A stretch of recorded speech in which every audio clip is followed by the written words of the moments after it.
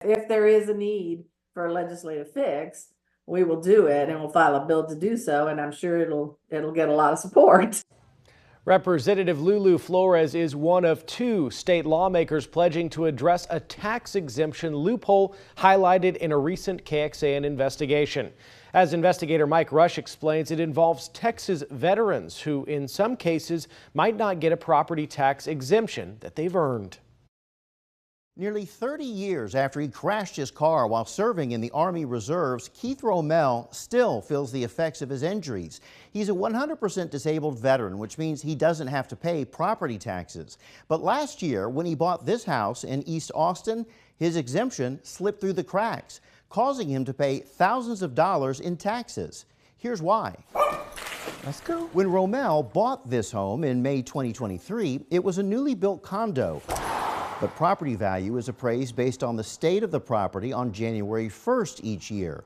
And in January 2023, a developer owned the land and was in the process of splitting it into 2 condos, one which became Romell's. There you go, good girl. The Travis Central Appraisal District, TCAD, says since Romell's condo and new address did not exist at the start of the year, he could not use his exemption on his new home for the remainder of that year. In our original reporting, there just may need to be a little more tightening up on these exemptions. We spoke with longtime Austin tax attorney Lori Michelle, who disagreed with TCAD's interpretation of the tax code. I'm thinking he should have had it. After KXAN brought the issue to Michelle's attention, she reached out to State Senator Paul Bettencourt's office to try to change the law. Bettencourt owns a tax consulting company in Houston, previously served as the Harris County tax assessor for 10 years, and in 2019, for every taxpayer in the state, their property tax rate is coming down substantially. Authored major property tax reform legislation.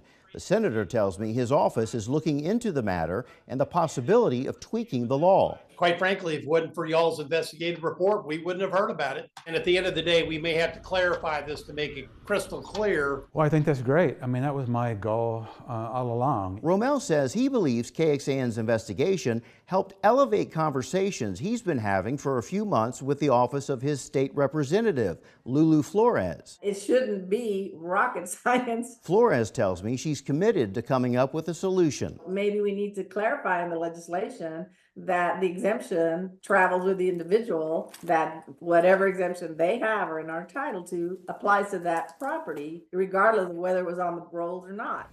Romell's exemption did kick in for 2024 and beyond, and while he will not get the money back that he spent on property taxes in 2023, he supports a change. It'll help somebody else from being caught in this situation in the future.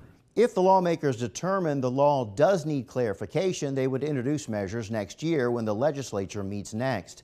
Meanwhile, the Texas Comptroller's Office tells me the approval or the denial of exemptions is made at the local appraisal district level, and that districts may have different interpretations of how exemptions should be applied. So I reached out to neighboring appraisal districts just to see how they would handle this situation. And you can see their responses at KXAN.com. Mike Rush, KXAN Investigates.